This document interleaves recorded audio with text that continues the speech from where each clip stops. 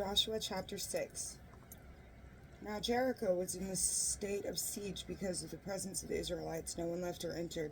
And to Joshua the Lord said, I have delivered Jericho, its king, and its warriors into your power. Have all the soldiers circle the city, marching once around it. Do this for 6 days with 7 priests carrying ram's horns ahead of the ark. On the 7th day march around the city 7 times, and have the priests blow the horns. When they give a long blast on the ram's horns, and you hear the sound of the horn, all the people shall shout aloud. The wall of the city will collapse, and the people shall attack straight ahead. Summoning the priests, Joshua son of Nun said to them, Take up the Ark of the Covenant with 7 of the priests carrying ram's horns in the front of the Ark of the Lord.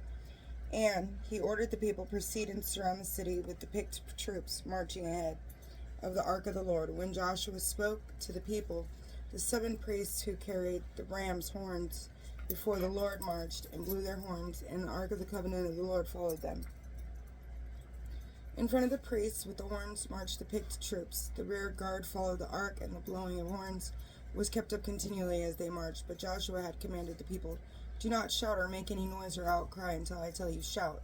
Then you must shout. So he had the ark of the Lord circle the city, going once around it, after which they returned to camp for the night.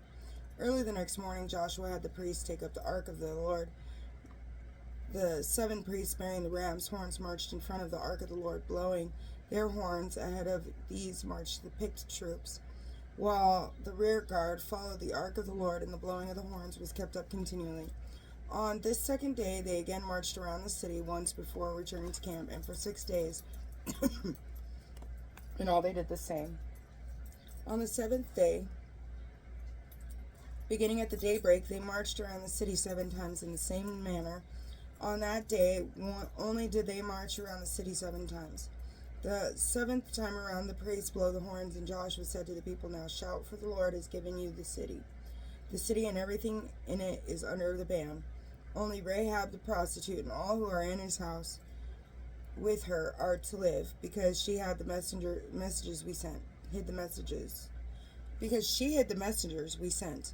But be careful not to covet or take anything that is under the ban, otherwise you will bring upon the camp of Israel this ban and the misery of it.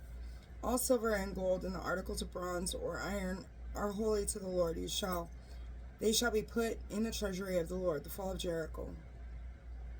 As the horns blew, the people began to shout. When they heard the sound of the horn, they raised a tremendous shout. The wall collapsed, and the people attacked the city straight ahead and took it. They observed the ban by putting to the sword all living creatures in the city, men and women, young and old, as well as oxen, sheep, and donkeys.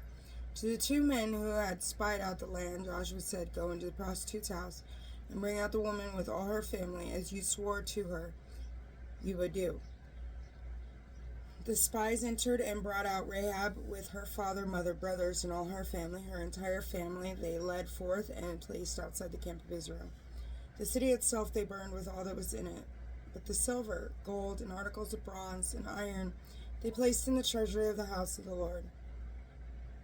Because Rahab the prostitute had hidden the messengers, whom Joshua had sent to reconnoiter Jericho, Joshua let her live, along with her father's house and all her family, who dwell in the midst of Israel to this day. On that occasion Joshua imposed the oath, Cursed before the Lord be the man who attempts, God bless you, to rebuild this city Jericho. At the cost of the firstborn will he lay its foundation, and at the cost of his youngest son will he set up its gates. Thus the Lord was with Joshua, so that his fame spread throughout the land. The word of the Lord. Thanks be to God. God bless you.